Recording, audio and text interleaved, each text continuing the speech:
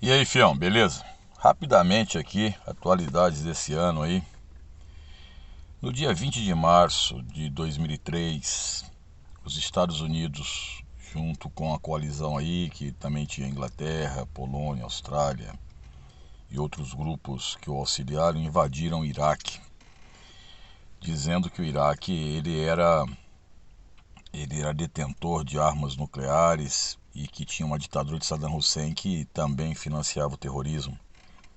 Sendo que o grande motivo de todo o processo, além de ser um processo geopolítico de domínio territorial daquela região riquíssima em petróleo, havia uma questão também até pessoal, né? Porque quem comanda, quem é o presidente da época é o George Bush filho.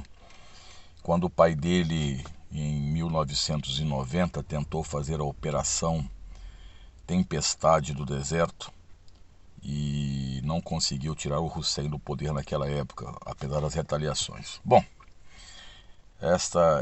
houve uma duração aí dessa invasão, dessa ocupação, de mais ou menos um mês e meio, e os Estados Unidos então conseguiram retirar do poder, matar os filhos de Saddam Hussein num confronto, o Dai Qusay Hussein.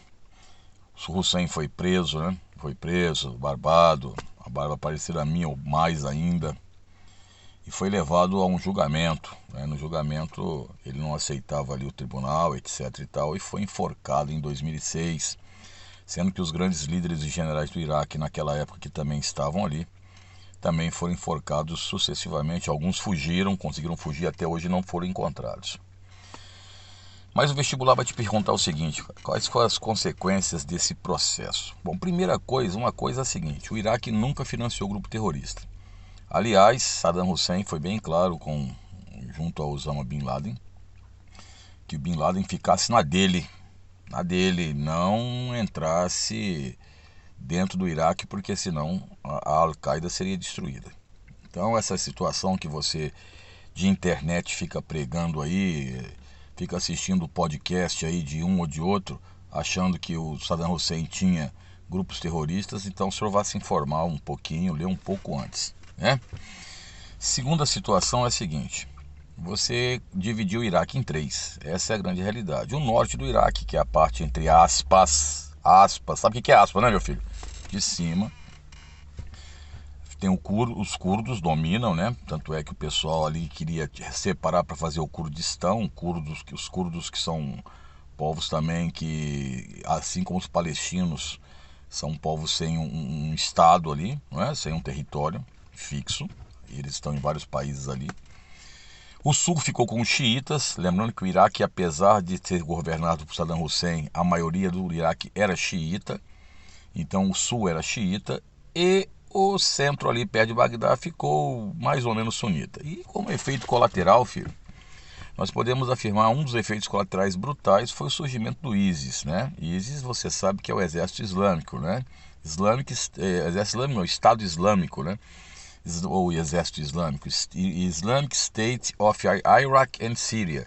Isso é a sigla do ISIS.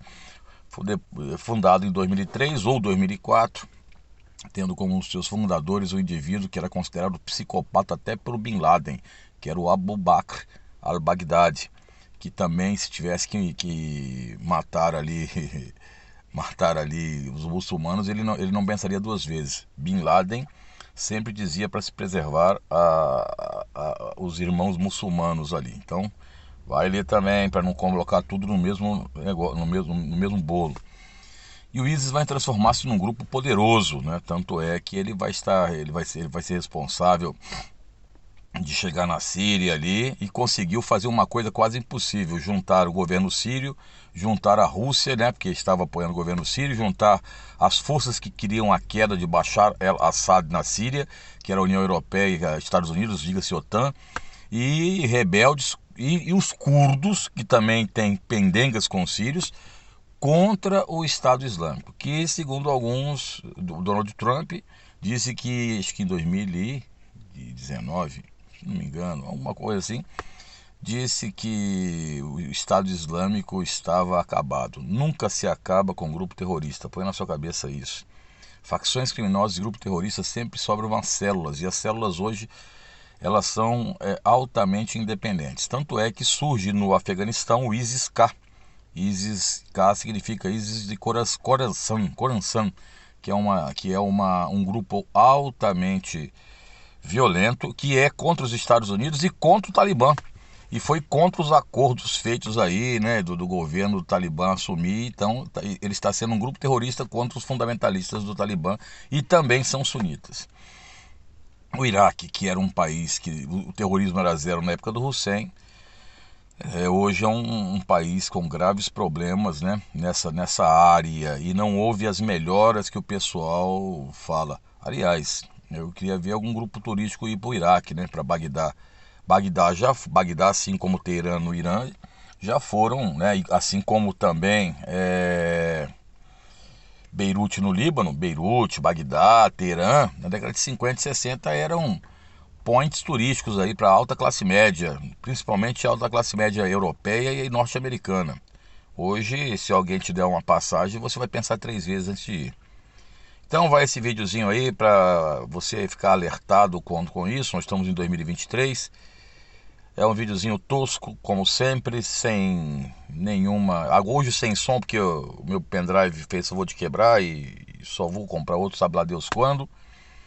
E vamos embora, filho. Vamos que o sol não pode parar, né? Não vou pedir pra você dar like, não vou pedir pra você compartilhar, porque eu sei que você não vai fazer isso mesmo, tá ligado? Então é nóis, Queiroz, que se aproveite isso no vestibular seu aí, se cair na prova. Lembrando, rapidamente, antes de terminar, alguns nomes importantes, mas isso eu vou falar em outras ocasiões, como Colin Powell, Condoleezza Rice, Dick Cheney. Esses nomes aí, muitas vezes você, dentro da geopolítica, precisa conhecer um pouco a história dos caras. Quem sabe um dia esse velho dinossauro aqui, esse velho crocodilo aqui em extinção, já posso fazer um vídeo. Tamo junto já, Elvis.